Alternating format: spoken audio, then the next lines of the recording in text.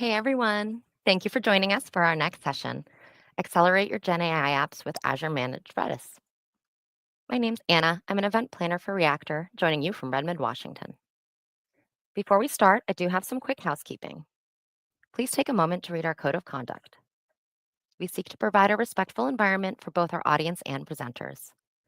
While we absolutely encourage engagement in the chat, we ask that you please be mindful of your commentary, remain professional and on topic. Keep an eye on that chat. We'll be dropping helpful links and checking for questions for our presenters to answer.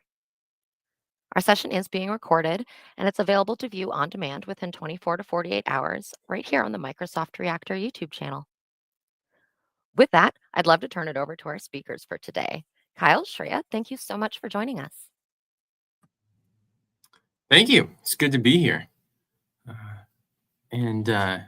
So today we're going to talk about, there it's up on the screen.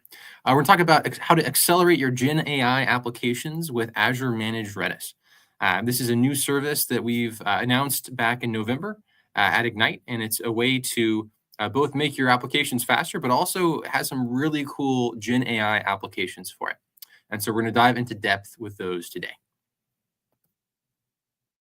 All right, if I can advance. There we go. So the speakers today are myself. I'm Kyle Teagarden. I'm a principal product manager here at Microsoft focused on Azure Redis. And then my good colleague, Shreya Verma, who is at Redis Inc. And also is a product director. So we're really excited to be here to talk to you today. Now, if you haven't been under a rock for the last couple of years, you might have heard about this AI thing. It might have come across your desktop. And obviously, it's a huge change in how we do business and how technology will work. And this is a legitimate thing. I mean, it really is going to change our lives. But there is a lot of hype around AI.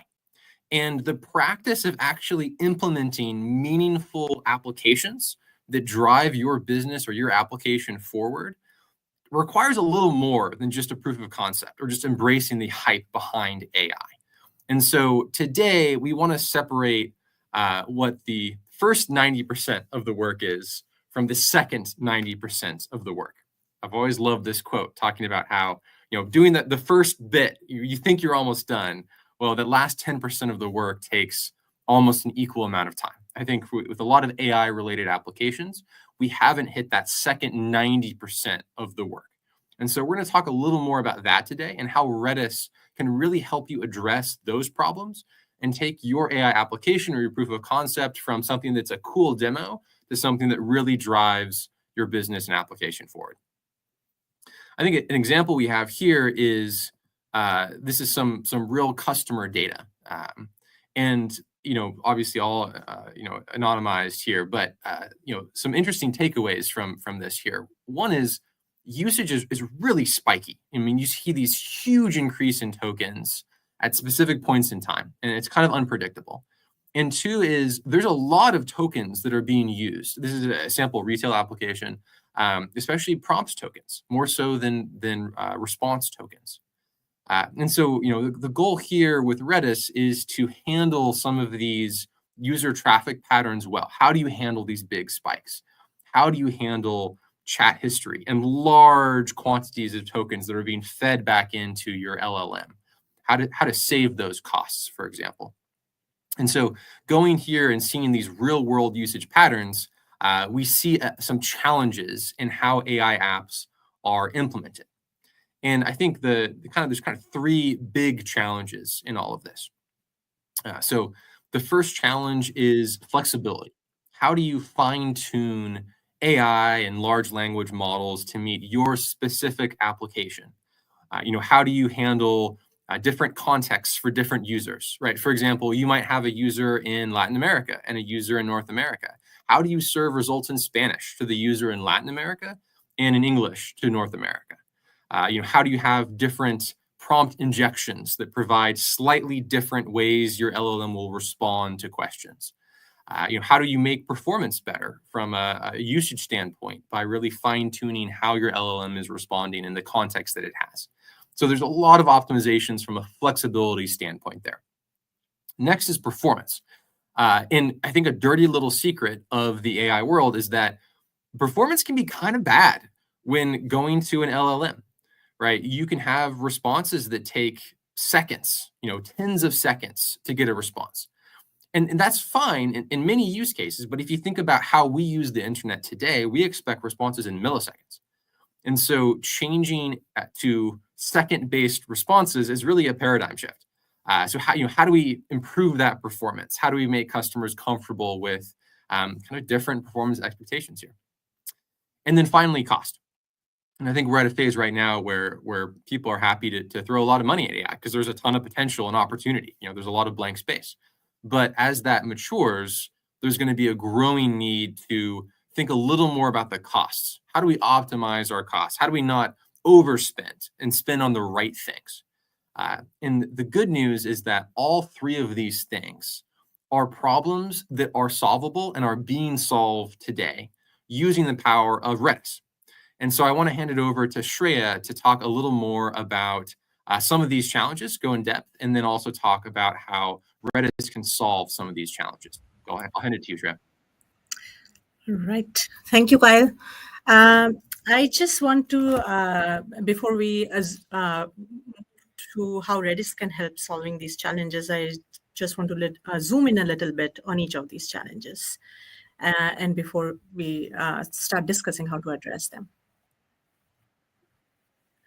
So if you go to the next slide, here you'll see that Kyle talked about some of these challenges already, like flexibility challenges that he mentioned. And in terms of flexibility, there are like three major categories that users encounter issues in. And the first one here is per user customization. So he mentioned a little bit that localization becomes a problem. So models trained in one language may not be able to perform well in another language due to differences in language, the context, and the behavior of the language, right? And then context injection is often a common problem, improving relevance of your AI models with additional context. For example, if you're writing a retail application, then providing personalized product recommendations based on the user's context, like their browser history, their purchase history, their preferences, all of that becomes important, right? And then managing the resource usage. So like, for example, if you are writing a chat application, then having the most relevant chat history in your storage so that your costs do not add up very quickly. And then the last one here is permissions, dealing with permissions and privacy, keeping all the user information safe and secure, and user boundaries safe and secure. Moving to the next slide, we'll discuss some of the performance challenges. And you need a system, or you need a product that helps you scale and serve your queries with smaller latencies, right? So as a product that is fast. And with AI, the challenges that the applications pose is that the data is huge and the queries can take a very long time to run, right? And cross-region latencies can also add up. So often we know that LLMs are available only in few regions, and then when you are querying them across the regions, the latencies can be very high. And now when you are building your application and taking it to production, the uptime and reliability of the application also becomes important, and it needs to be scalable also. So when multiple users are using it, it needs to scale fast and quick. Going to the next slide.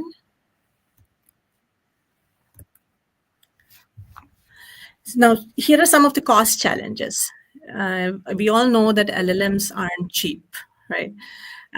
It's a shift from the previous API access that we are all used to, where accessing APIs was and scaling the API use was relatively cheap, or it didn't add any additional costs.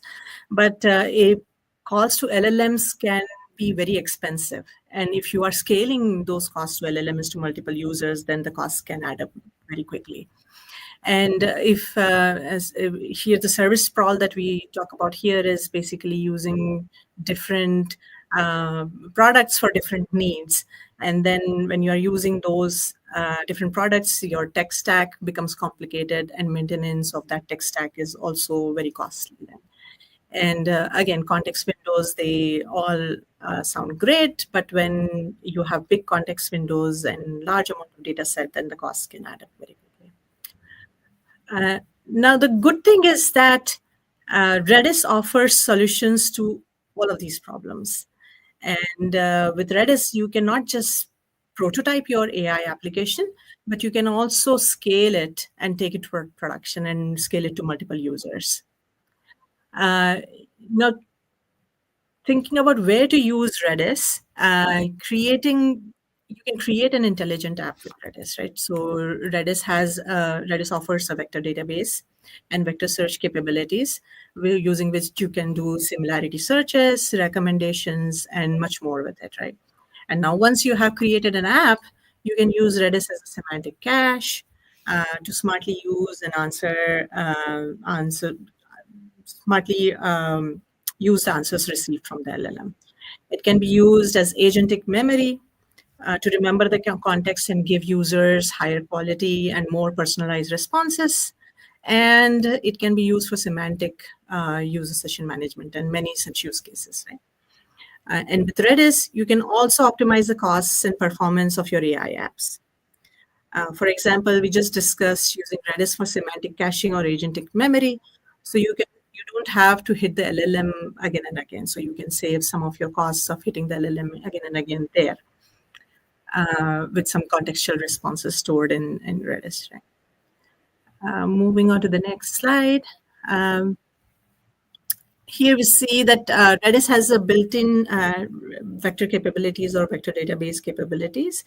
And Redis natively supports storing and searching vectors in real time due to the design of in-memory data store that is there. And Redis has had these vector capabilities for a long time now. I think we first launched our vector capabilities back in 2022, beginning of 2022. And since then, it has been, very well battle tested and used by the community. So there is a lot of community support and usage for those capabilities already. Now, again, this is the same Redis that you use for your different caching needs. So now you can just use the same data store to perform vector searches, to store chat histories, and can be used for semantic caching or agentic memory, right? You not only save costs by using the same product for different applications, but you're also, simplifying your apps by using the same technology. You do not have multiple products in your tech stack then. And Redis offers more customizations and controls for intelligent apps than most other services.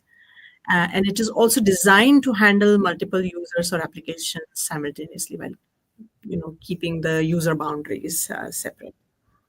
And we also offer extensive hybrid or combined query support. So you can do vector search. You can also do geospatial searches. So you can combine different searching capabilities in Redis and can write some hybrid and complex applications with that. So moving on. Here, I'll hand it over to you again, Kyle. Yeah, thanks, Shreya. So, I mean, I think as Shreya mentioned, there's some unique advantages that Redis has over other pieces of software for these use cases. Both for individual use cases, storing chat history, doing RAG, semantic caching, but also combined. And so, one of the things that we've noticed is, hey, this is really useful. We really need to double down on this. And so, on the Azure side, what we've done is we've created a new offering called Azure Managed Redis. And this is kind of an evolution of our existing Redis offering. And what it does is provide that same Redis that you know and love, but also add in the features that are needed to do this GenAI kind of work, while simultaneously boosting performance and also making it kind of a business decision to lower the price. And so really our goal here is to make Redis more accessible to more people, and also to introduce these features that are really needed in a Gen AI kind of world to do Gen AI effectively. And so you can see here some of the features that are included as part of Azure Managed Redis. Like I said, it's kind of a upgrade across the board to our existing Redis offering, and we're really excited about what people can do with this. We've gotten feedback from a lot of people, just to be transparent, that they wanted to use a managed offering, but either there were some features missing or the price was too high. And so this is our solution to that, to really make this much more accessible to more people. And we're very excited about that. And so I think from an intelligent app standpoint, this is meant to be a way to really make AI applications more accessible to broader users. We've talked about some of these already. Something that I'll mention here is the vector capabilities that are part of the Redis query engine are available across virtually all SKUs and tiers, down to the very cheapest one. So it's much cheaper and much easier to get started. And then we've put a lot of work into documentation and tutorials and samples. There's a lot of libraries that natively support Redis. As Shreya mentioned, Redis was one of the very first vector databases, kind of a year before ChatGPT really took off. And so a lot of the biggest libraries like LangChain or Llama Index support Redis natively. There's also a library called Redis VL that I'll show you in some of our demos. That's a really useful library if you're a Python user to do a lot of this stuff with Redis. And then if you're a .NET user, like many Azure users are, there's Semantic kernel as well, which supports Redis 2 for things like RAG and semantic caching as well. So Redis is really well positioned to do a lot of these things. I've talked a lot about this. I think it makes sense to dive a little bit deeper into these specific use cases and then give examples of how this actually works in practice. So it's not just marketing material here, but we're going to get hands on keyboard and actually show how this works. So let me kind of dive through these three use cases that we've outlined. So, one is kind of your basic vector similarity search or RAG. Two is storing session information, memory, chat memory, that type of thing, different users.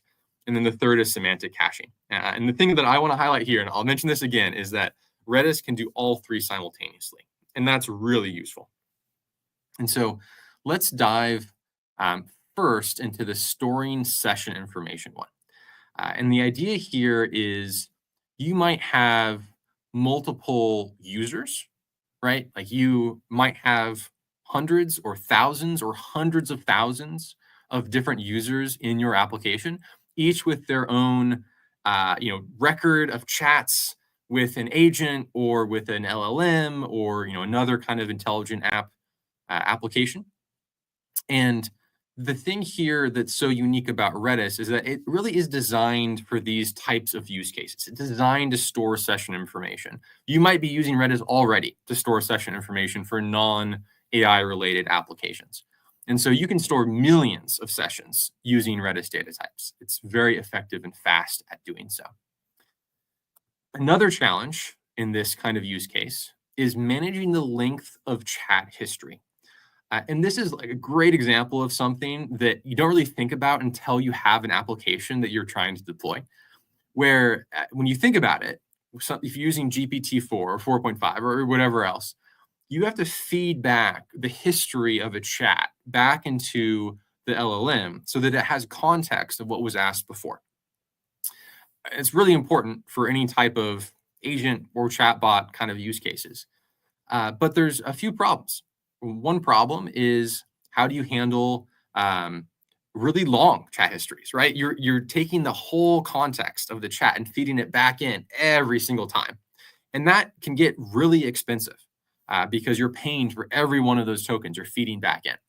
And so having some way to take either the last K messages and kind of abbreviating that chat history so that you don't overflow, or even using a semantic way of taking the most relevant chat message history is really important, both to make the AI model better and also to make it cheaper. And so Redis is really good at this as well, because you can store each chat record as a separate key and then pick which keys you pass back in. I think a kind of a related area is the staleness of chat history, right? So you might have a user that asked a bunch of questions a month ago, and then they use your app again a month later. Do you really want to feed that context back into the LLM? Probably not. So you're faced with a challenge of either having logic of knowing when to delete and managing the logistics of that, or if you store all of this in Redis, you can use Redis's built-in time to live functionality to choose when or how long messages should last before they're automatically deleted.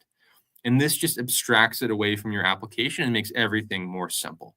And since everything is stored in an organized way in Redis, you have a lot of control over what gets deleted and when it's automatic and when it's not.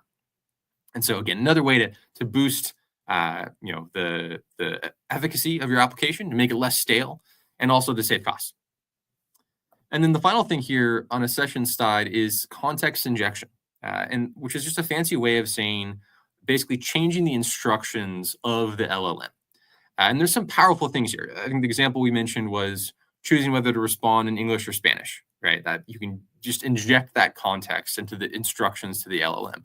But there's other things here too, right? You might have an agent that works with people in the field that are, fixing your blue collar workers fixing pipes. They might want instructions or responses in a different way than your accounting team would, right? You might want the LLM to emphasize different things. And so managing the context injection of each user can get kind of complicated unless it's stored in a structured way. And you can use Redis to do this and tie that context to different users. And so just as a kind of example of what this looks like, I have some code here. This is all in Python using the Redis VL library of what it looks like to have a different user and to feed back the context for that given user. Not super complicated in terms of code. It's kind of designed to do so, and Redis really makes this easy. You have the kind of the session manager object here that I'm storing in Redis, and then I can add a message every time it comes through, and then feed that message or the top K messages back into the LLM in the next block of code. So let me share an example of what this actually looks like in practice and give you a demo here. So I'm going to switch over to this. All right. So this is just a simple application, all in Python. It's using Streamlit, which is this nifty way to create demo applications. And what I have here is I actually have 3 users, Luke, Leia, and Han. And this is all, I think this is using GPT-4o. And so I can ask questions. I can say, all right, what is the capital of France? And provided I did my code correctly, capital of France is Paris. Great. And so what I can do here, just to show you, is I can say, okay, well, what is there to do there? And if I just asked that question without any context, it would say, hey, what are you talking about? But since I'm feeding in the response from before, it will respond with a response specific to Paris. It's taking its time here, but it'll eventually get there. And once it finally responds, okay, here we go. So like I said, LLMs can take some time to respond. We'll get to that later. It's giving me responses with a context for Paris. And so what I can do is I can switch to a different user. Like I can switch to Leia, and I can say, okay, you gave me an ordered list. Tell me more about number 2. And the LLM is going to be like, hey, you're mentioning number 2, but I don't know what you're talking about. And that's because I'm storing the chat history and the context differently for different users. Where if here I go, tell me more about number 2, which I believe is, okay, exploring historic areas. All right, let's see what it says about historic areas. It'll give me a response that's specific to what it has already identified as number 2. So, this just kind of shows the power of having these different users. Han has no context whatsoever. It's totally blank.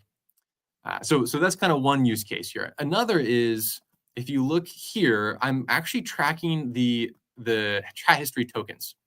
And I can change the length of the chat history here. I'll go to the last 10 messages. And you can see that I'm going to feed back in 1,500 tokens, and every token costs something, right? And so you may not want to feed all of those tokens back in. You might want to trim the chat history a little bit here.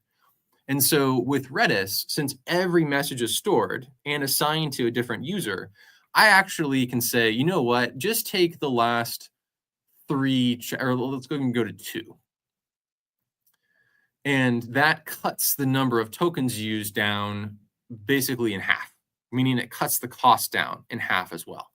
And what that means is that it has the context for all this stuff about the historic sites of Paris, but I've cut out all the context about the different possible places to visit. And so I'm trading off a little bit of the the kind of the data in the context, but I'm probably fine as is. Like, it knows it's Paris, it knows what I'm talking about. I don't need all of the history. There's also a way in Redis that it's not part of the demo, but there's a way to actually take semantic history. So I can actually intelligently pick which messages out of my chat history are most relevant to the question. And that's an even better way to do this efficiently. So kind of another fun thing here is what I can do is I can also clear history.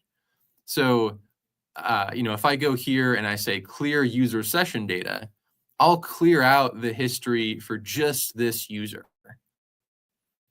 And so now, if I say, tell me more about number 2, it won't know what I'm talking about because I've cleared the history, but just for this user. The other users still have the same chat history. And so this is kind of another power of Redis. I can just wipe specific users and organize that really well. A final thing here, actually maybe 2 more things. So let me switch to TON, and I have a couple different system instructions that I've added here. So this is the context injection piece.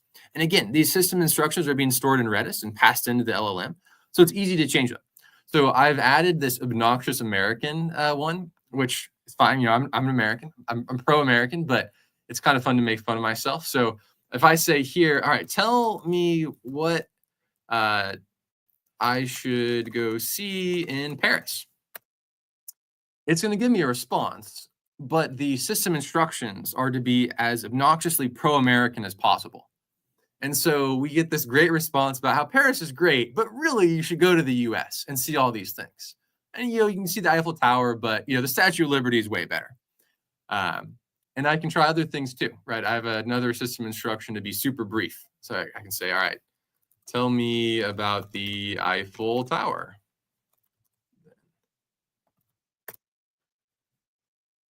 And it will give me a very brief response, because those are the instructions for it. Yeah, here we go. So it's 1 sentence. It's very clear.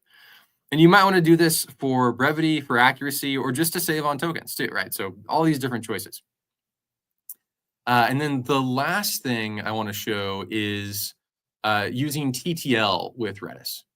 And so, what I can do here is I actually can change the time to live of these responses. So if I go and say, all right, let's do a 31 second TTL for these responses for just this user. I can click this button, and then let me pull up Redis Insights, which is a way to view the what's in a cache. And I have my cache here. Let me pull this up. And what you can see is I have all my responses in Redis, and some of them have a time limit on them. It's 17 seconds. If I refresh again, 9 seconds. So, these are all the responses I have about Eiffel Tower, et cetera, et cetera. After a certain amount of time, 1 second, those will be deleted automatically by Redis. My application doesn't have to do it, doesn't have to touch it. It's all done within Redis. And all my responses from Luke and Leia are still there. So, kind of a tour de force here of all the different ways to use Redis to organize context for an LLM or agentic application, but it really is convenient to store all of this in Redis. And like I said, I'm using the Redis VL library here, which makes all this super easy. Even a product manager can do it. Okay, let me go back to our slides. Oh, and I will say too, I believe the code for the demo is posted in the chat. So there's a GitHub repo that has this. It's also really easy to deploy. I've packaged everything together with this thing called the Azure AZD, Azure Developer Library, I think is the terminology for it. Anyway, you basically clone the repo and type AZD up, and it'll deploy all the assets and load the application for you. So it's really easy to check this stuff out. Okay.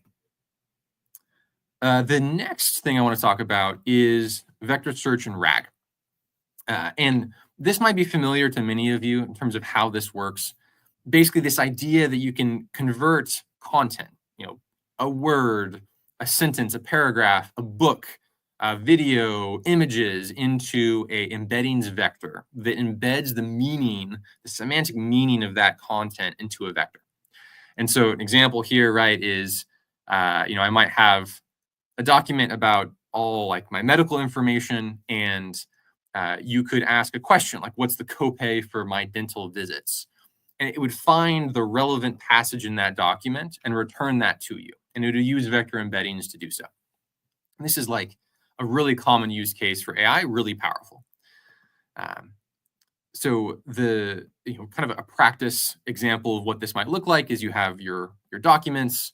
You would chunk your document into different sections, calculate the embeddings vector on those different sections, and then store that in Azure Managed Redis, since it has this native vector storage and search solution. And then your application would have a query. You would convert the query into a vector and then compare that vector to your existing vectors within Redis, and then get the top in results, and then use a different model like GPT-4o to summarize those results and then give you a response. So kind of your like straightforward RAG use case. And again, this is easy to do, or easy-ish to do in with Redis and using the language of your choice. So example here, I believe I'm using the VL library for this again, might be using LangChain. And it's just kind of a basic example of I have my embeddings, I have my GPT model, I get a query, and I go through this whole process. Now, there's a lot of different tools you can use to store and search embeddings. There's some really nice parts about using Redis, mainly because, one, it's really fast because it's all in memory, and two, there's a lot of different controls that you can do with this. And so there's a lot of benefits to using Redis, both from that performance standpoint, but also from the flexibility standpoint. You can add tagging, and all these different kind of hybrid filters and queries to make your vector search more effective and also faster. So just an example of what this looks like, another demo here. And let me go back here. So this is just kind of your basic RAG workbench. And what I'll do here is upload a PDF that I have. If I can, yep, here we go. Which I already had. And this is a PDF. It's like a owner's manual for a Bugatti Chiron, which is a very expensive car that I certainly do not have. But there's all this information in it about how the car is designed and built, and et cetera, et cetera. Click on the right part here. So if I have questions, what I can do is I can put my text in and say, all right, tell me about the suspension. And hit submit, and it will chunk the document, it'll find the relevant sections, and then return a result. And so we have this great description of all the different suspension modes, which apparently it has, and how it was designed. It's cool stuff. You'll notice, for reference, this took almost 5.5 seconds and took 665 tokens. So keep that in mind for later. But again, this is all being done within Redis. Using Azure OpenAI as the source for the GPT models and for the embeddings.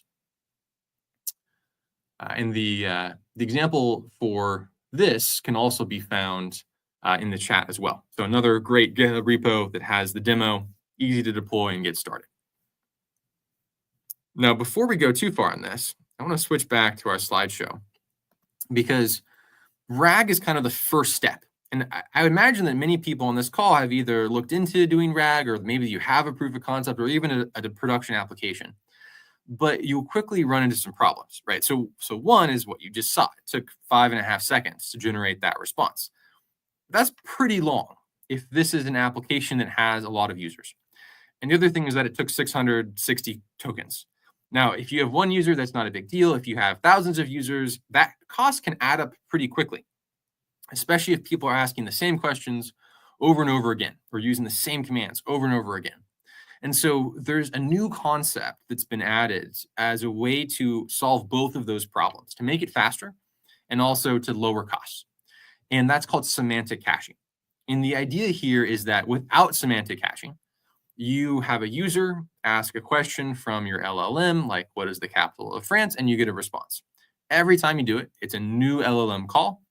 You add the tokens, you wait for the response.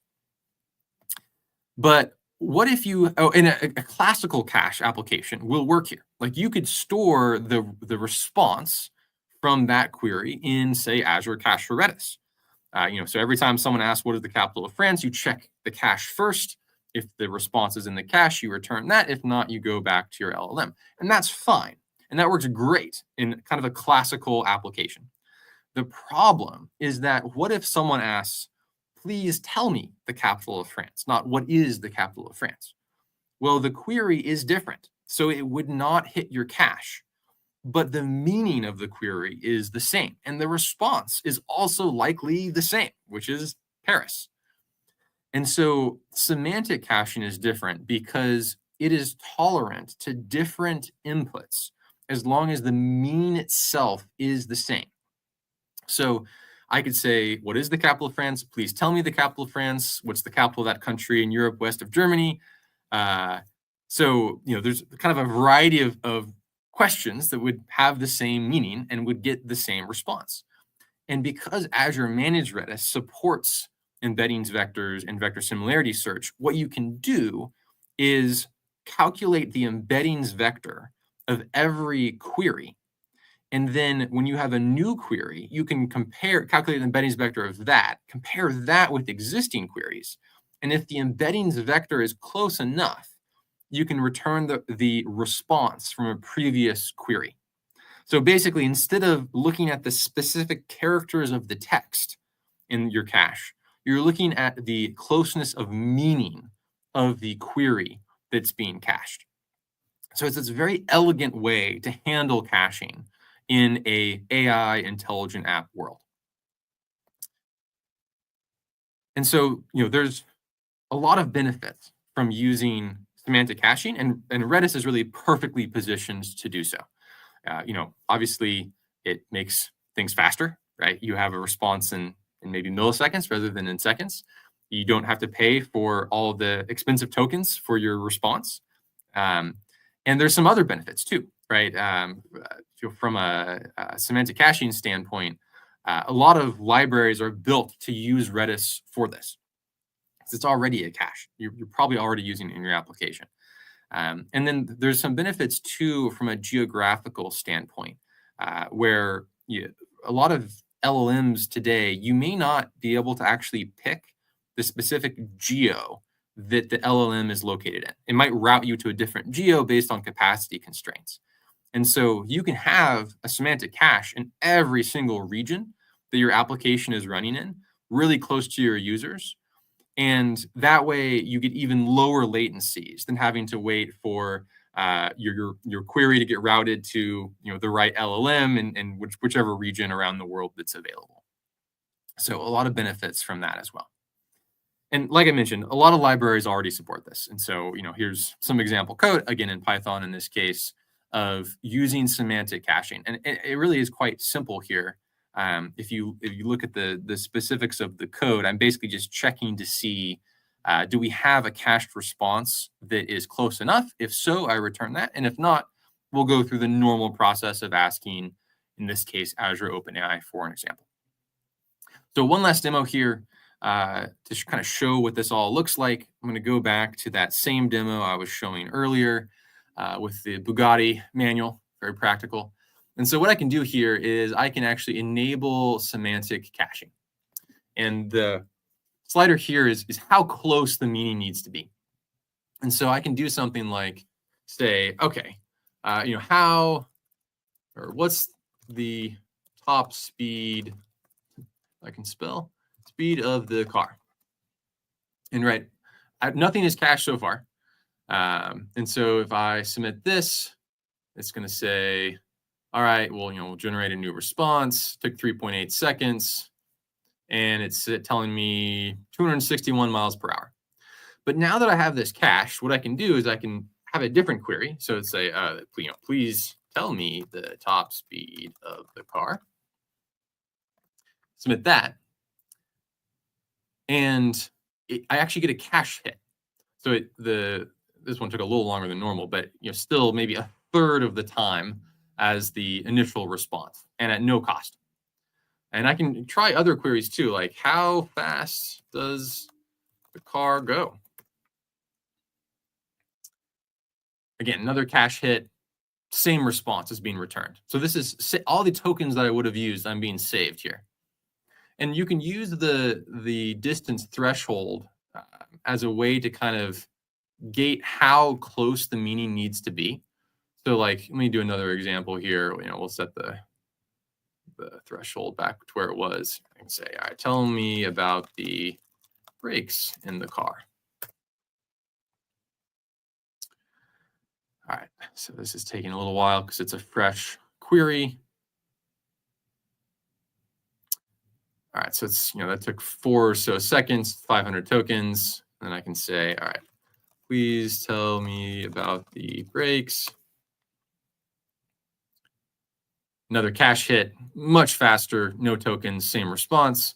But if I drop the distance threshold down and I ask a similar question, like how fast does the car stop? I'll get a new response because I've set the distance threshold to be so small that this question, which is similar to braking, it's not similar enough to meet that distance threshold.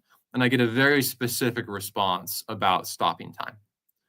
So you can use, and again, this is all being done within Redis. You can use this to kind of handle the threshold even on a per query basis on how accurate you want to be versus kind of promoting caching.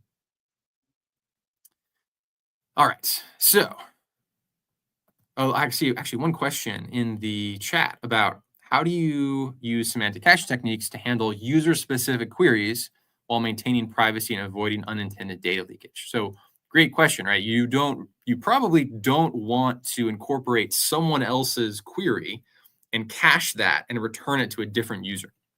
And so that's where Redis is really useful because you can segment everything on a per user basis. So I can basically have every key tagged with a specific user. And when looking through my cache, only return results from that user. So that way your kind of cached memory is unique to each user. You also don't have to do that, right? You can make it global to every user or a subset of users. Like, you can kind of create your own groups, if you will. And there's pros and cons to each, but one advantage of storing this in Redis versus just kind of in memory in your VM or application is that you can structure the data to make it user by user specific. So that's a great question. All right. I think one other thing I'll add here as we're kind of running out of time is there's another great use case that you may have seen, which is using Azure API management. A lot of applications will use Azure API management as a front end to their LLMs. The advantage being that you can kind of route all traffic through one API. So you can gate it and manage it, do security that, and kind of terminate your SSL connections, for example. And then you can handle multiple LLMs on the back end. So you can kind of pick where they go to. It just gives you a little more control over your application. Well, there is a feature of API management to use Azure Managed Redis as a semantic cache as a part of this API workflow. And so if you want to use this in practice, this is a great place to start as well. All right, moving into next steps. So I think I've thrown a lot of stuff, and Shreya has thrown a lot of stuff at you. I think if there's one takeaway, it's that Redis is not only good at these 3 key use cases, but uniquely it can do all of them, and they can do all of them simultaneously. And that's something that's a little unique about Redis versus the multitudes of other vector stores that are out there in the market today. And so, we think this is a great way to improve your performance, give you more control of your application, and also, of course, to lower your costs too, as part of actually packaging AI for reality and for production. So we're very excited to see what you all do with this, and excited about this product as well. So the last slide here I'll leave you with is, if you would like to learn more, please check out these links. There have been resources added in the chat as well. If you want to look at actual code and run the same demos that I showed today, you're very much welcome to check those out. If you have questions, please put them in the chat. We'll have a little bit of time for Q&A in a few minutes here. And if you have questions or feedback, feel free to give us an email. I put our email address there in the presentation as well. So we always enjoy hearing from you. Good to hear what people are looking for and what's on the forefront of this kind of new world. Awesome. Well, thank you all so much. We'll open it up to Q&A if people have any questions.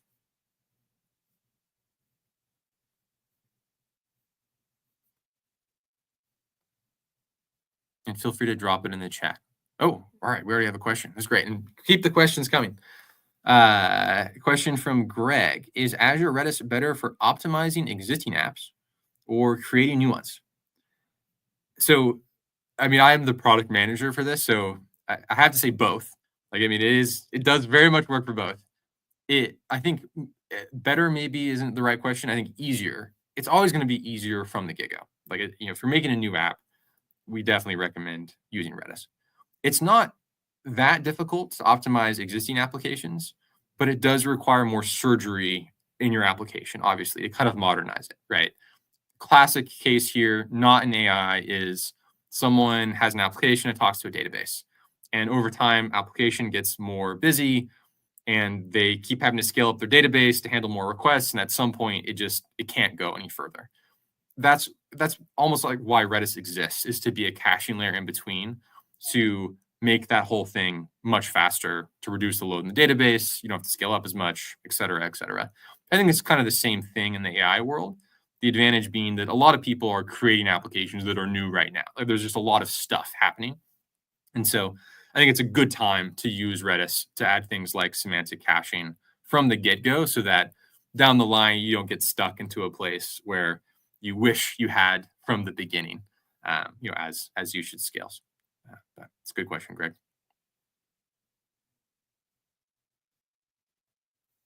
Cool. Any other questions from folks?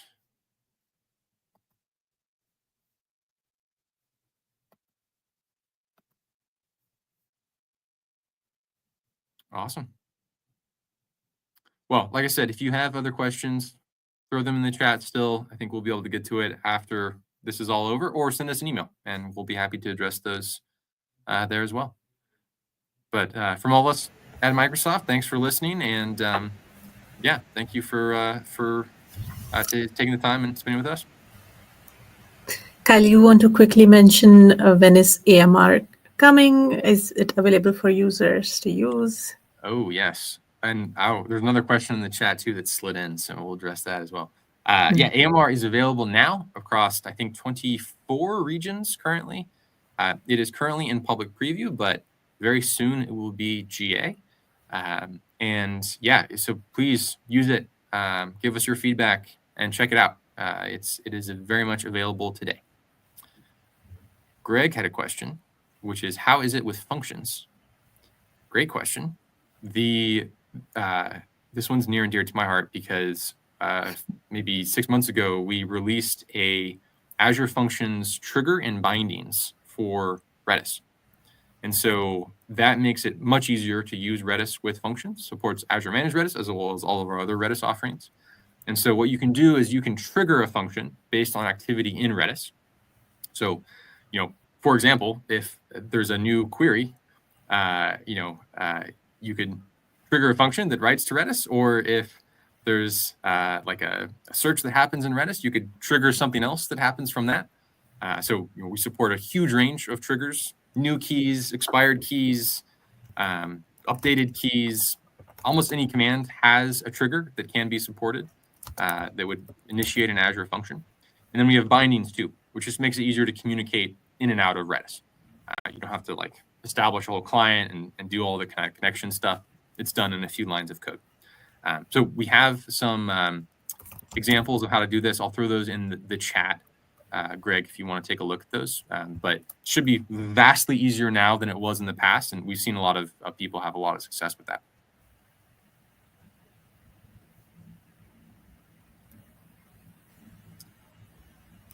Cool.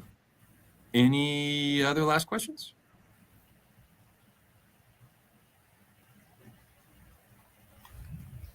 All right. Great. Well, thank you all so much.